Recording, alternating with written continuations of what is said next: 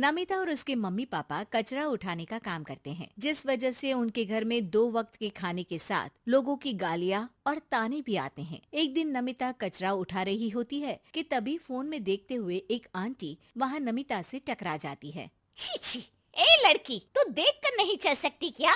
पर मैम साहब, मैं तो अपनी जगह पर ही हूँ, आप फोन में देखते हुए चल रही थी। अरे, एक कचरे वाली होकर मुझसे जुबान लड़ाती है।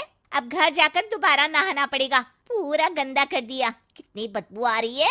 ऐसा बोलते हुए आंटी वहाँ से चली जाती है और उनकी बातों से दुखी नमिता आंखों में आंसू लिए काम करती रहती है। इसी तरह दिन बीतते हैं और एक दोपहर नमिता अपनी मस्ती में गाना गुनगुनाते हुए कचरा इकट्ठा कर रही होती है कि तभी जिंदगी एक सफर है सुहाना, यहाँ कल क्या हो किसने जाना, जिंदगी। तभी उसकी टक्कर मोहन से हो जाती है। अरे देखकर काम करो। मुझे माफ कर दीजिए साहब, गलती से टक्कर हो गई, मैंने जानबूझकर कुछ नहीं किया। ऐसा कोई जानबूझकर भला करेगा भी क्यों, कुछ नहीं होता। सोचा नहीं था कि कभी कोई मेरे साथ इतने अच्छे से बात करेगा। अरे जो नहीं करता वो इंसान कहलाने के लायक नहीं, तुम्हें उनके बारे में सोचना तक नहीं चाहिए। मोहन वहाँ से चला जाता है और नमिता उसकी बात को सोचते हुए दोबारा काम पर लग जाती है। इसी तरह समय बीतता रहता है। एक सर्दियों की सुबह कचरा उठाते हुए नमिता ठंड की वजह से पास के घर की सीढ़ियों पर ओत लेकर बैठ जाती है। कुछ ही देर बाद उस घर की मालकिन वहाँ आ जाती है। हाय तौबा, मेरा सारा घर गंदा कर दिया। अरे मैं घर के सामने गंदगी नहीं होने देती और तू पूरी की पूरी गंदगी मेरे घर की सीढ़ियों पर ही आकर बैठ गई। मालकिन, ठंड बहुत है इसलिए कुछ देर बैठ गई, अभी चली जाती हूँ और सफाई भी कर दूंगी। अरे यहाँ बैठकर घर पहले ही गंदा कर चुकी है, अब छूकर अशुद्ध भी करना चाहती है। अपनी माँ के चिल्लाने की आवाज सुनकर मोहन घर से बाहर निकल आता है, जहाँ नमिता को देख वो किसी तरह अपनी माँ को शांत करके घर में वापस भेज देता है। मुझे माफ कर दीजिए मालिक, गलती हो गई। अरे प्लीज मुझे मोहन बुलाओ और अपनी माँ की तरफ से मैं माफी मांगता हूँ। अरे नहीं मालिक, लोग वैसे भी हमें इंसान समझते ही कहाँ है, इसलिए अब इन सब की आदत है। अगर इन सब की बातों को बुरा लगाने लगे तो भूखे ही मर जाएंगे। वैसे तुम्हें ठंड में इन पतले फटे कपड़ों की जगह मोटे और गर्म कपड़े पहनने चाहिए। मेरे पास इतनी चॉइस नहीं है, जो है बस यही है। और जब घर में मम्मी पापा भूखे बैठे हो तो क्या सर्दी और क्या गर्मी। चलती हूँ साहब।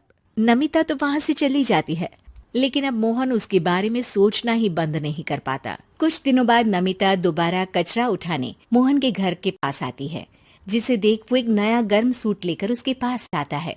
ये तुम्हारे लिए है। शुक्रिया मालिक, पर ये तो नया है। हाँ, किसी को गिफ्ट में नई चीज ही तो दी जाती है। हमें कोई गिफ्ट नहीं देता। हाँ, नई चीज तो बिल्कुल नहीं, पर आपका बहुत शुक्रिया। चलती हूँ, बहुत काम बाकी है।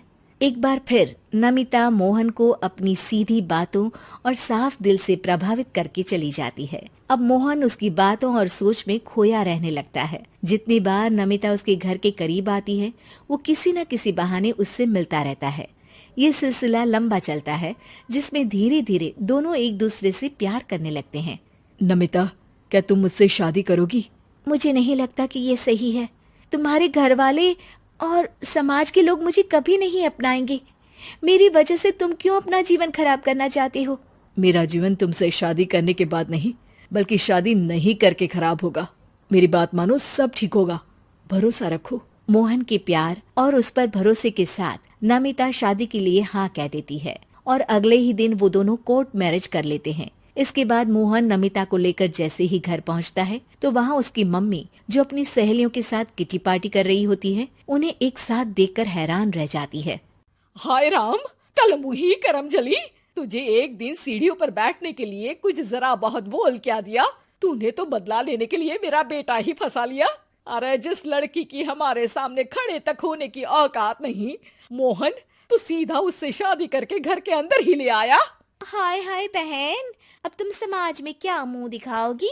अरे मेरी बात मानो, अब बाहर निकलना ही बंद कर देना। आंटी जी, मेरी माँ का तो पता नहीं, पर आप आज बाहर निकलकर दोबारा इस घर में कदम मत रखना। अरे हम ऐसे कचरे वालों के घर में आकर अपनी इज्जत खराब करने का शौक भी नहीं रखते। अगर यही कचरे वाली आपके घर का कचरा उठाना बंद कर दे तो उस आलीशान मकान में आप 2 दिन भी नहीं रह सकती। पता है क्यों?